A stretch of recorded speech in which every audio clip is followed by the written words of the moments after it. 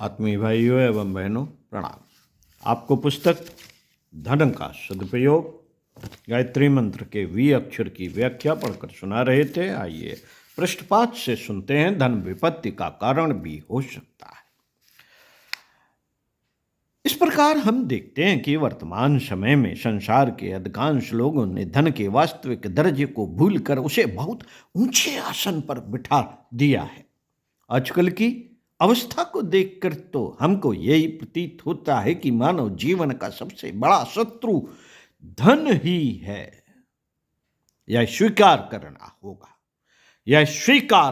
होगा। ईसा मसीह ने गलत नहीं लिखा कि धनी का स्वर्ग में प्रवेश पाना असंभव है। इसका अर्थ केवल यही है कि धन मनुष्य को इतना अंधा कर देता है कि वह संसार के सभी कर्तव्यों से गिर जाता है। धन का इसी में महत्व है। धन का इसी में महत्व है कि वह लोक सेवा में व्यय हो, नहीं तो धन के समान अनर्थकारी और कुछ नहीं। धन के समान अनर्थकारी और कुछ नहीं, श्रीमद् भागवत में कहा है। स्तेयम हिंसा नृतम दंभा कामः क्रोधः स्मयो मदः भेदो वैरमविश्वासः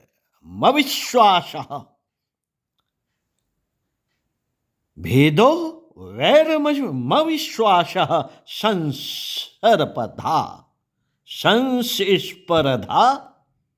व्यसनानि च। एते पंचदशानर्थाम ह्यर्थमूला मता नृणाम तस्माद् नर्थमर्थाख्यम श्रेयो अर्थी दूर तजस्य जे। 11/23/18-19।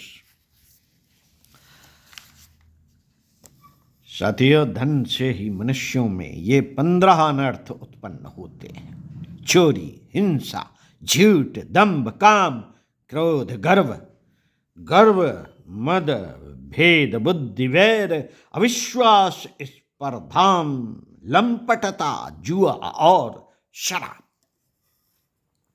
इसलिए कल्याणकामी पुरुष को अर्थ नामधारी अनर्थ को दूर से ही त्याग देना चाहिए।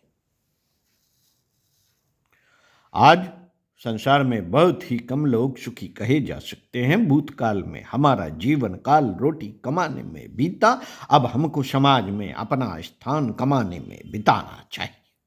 केवल धन और समृद्धि ही जीवन का लक्ष्य नहीं होना चाहिए।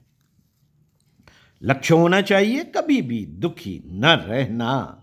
हर एक के जीवन में सबसे महान प्रेरणा यह होनी चाहिए कि हमारा जीवन प्रकृति के अधिक से अधिक निकट हो और तर्क तथा बुद्धि से दूर न हो। हमको अपने जीवन में काम करने का आदर्श समझ लेना चाहिए। यह आदर्श पेट का धंधा नहीं, सेवा होना चाहिए। सर्व कल्याण, समाज सेवा, सामाजिक जीवन तथा शिक्षा ही हमारा कार्य क्षेत्र हो। हमको ऐसे युग की कल्पना करनी चाहिए जब हमारा जीवन ध्येय केवल जीविका उपार्जन न रह जाए। जीवन केवल अर्थशास्त्र या प्रतिस्पर्धा की वस्तु न रह जाए। व्यापार के नियम बदल जाएं, एक काम के अनेक करने वाले हों और अनेक व्यक्ति एक ही काम को अपना सकें। मालिक और नौकर में काम करने की घंटों की झिझक दूर हो। मनुष्य केवल मनुष्य ही नहीं, उसकी आत्मा भी है, उसका देवता भी है, उसका इहलोक और परलोक भी है। यदि हम अपने तथा दूसरों के हृदय के भीतर बैठकर यह सब समझ जाएं तो हमारा जीवन कितना सुखी हो जाएगा। पर आज हम ऐसा नहीं करते हैं। यह क्यों?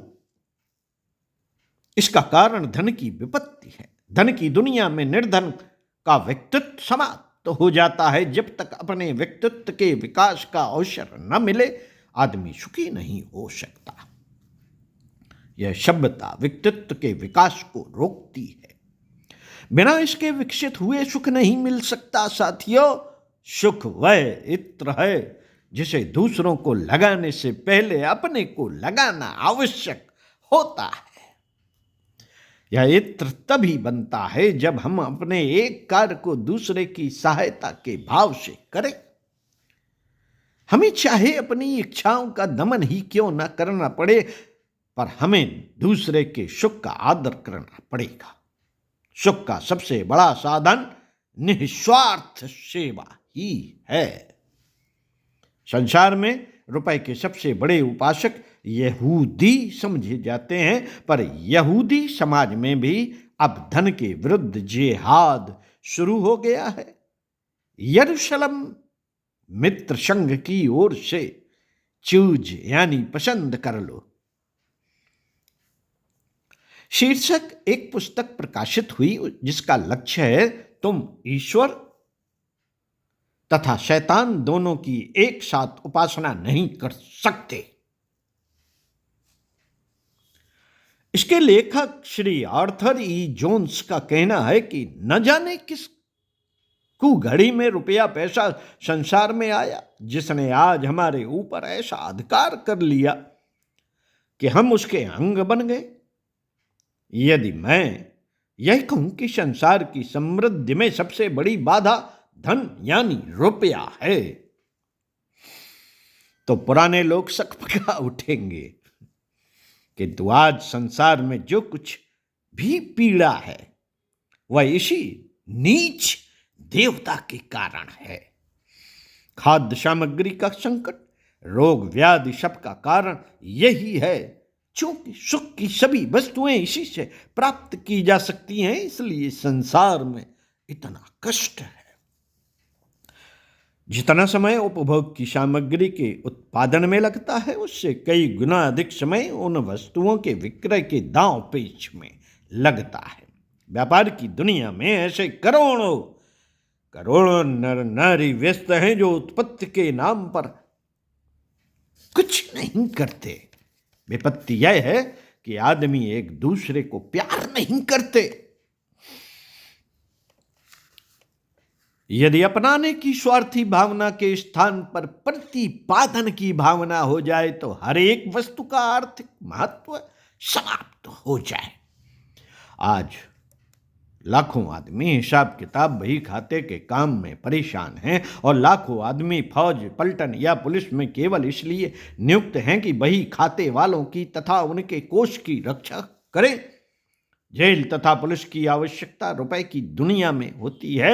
यदि यही लोग स्वयं उत्पादन के काम में लग जाएं तथा अपनी उत्पत्ति का आर्थिक मूल्य न प्राप्त कर शारीरिक सुख ही प्राप्त कर सके, तो संसार कितना सुखमय हो सकता है, कितना सुखमय हो जाएगा। साथियों, आज संसार में अटूट संपत्ति, उच्च अट्टालिकाओं में, बैंक तथा कंपनियों के भवनों में, सेना, पुलिस, जेल तथा रक्षकों के दल में लगी हुई है। यदि इतनी संपत्ति और उसका बढ़ता हुआ माया जाल संसार का पेट भरने में खर्च होता, तो आज की दुनिया कैसी होती। अस्पतालों में लाखों नर नारी रुपए की मार से या अभाव से बीमार पड़े हैं तथा लाखों नर नारी धन के लिए जेल काट रहे हैं। प्रायः हर परिवार में इसका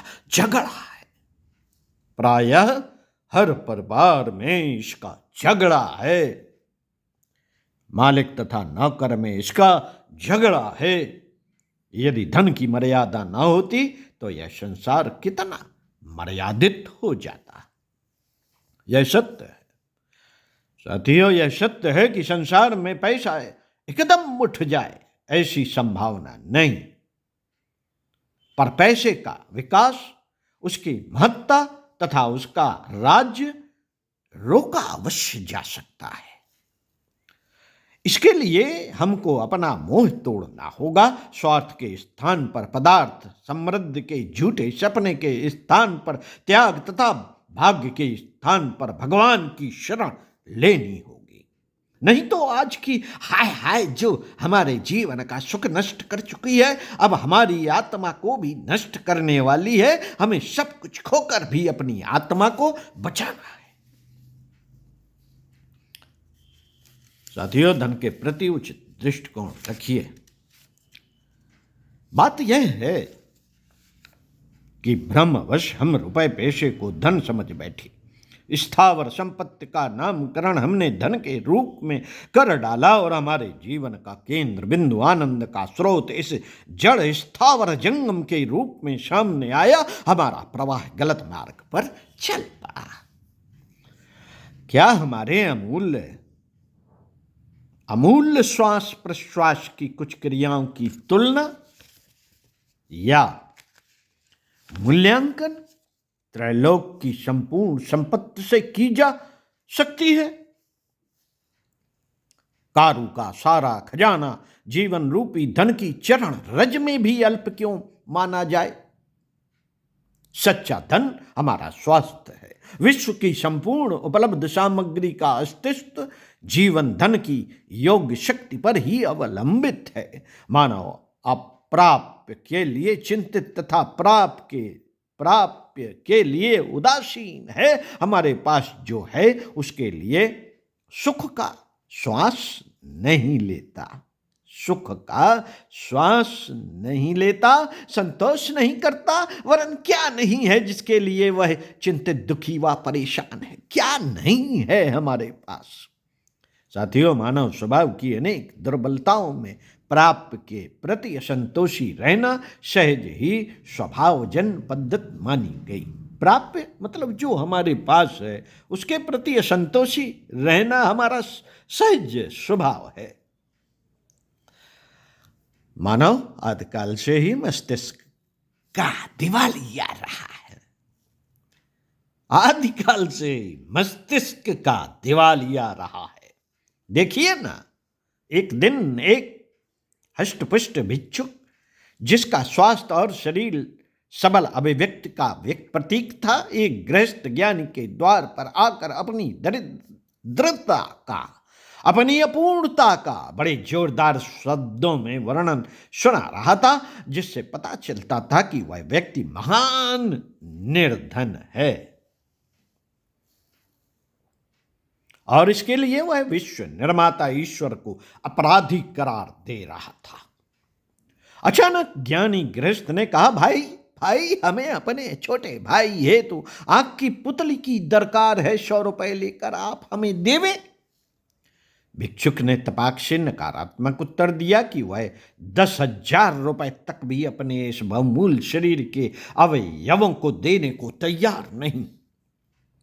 कुछ क्षण बाद पुनः ज्ञानी गृहस्थ ने कहा, मेरे पुत्र का मोटर दुर्घटना में बायां पैर टूट चुका है, अतः 10,000 रुपए आप नगद लेकर आज ही अस्पताल चलकर अपना पैर देवेंगे तो बड़ी कृपा होगी।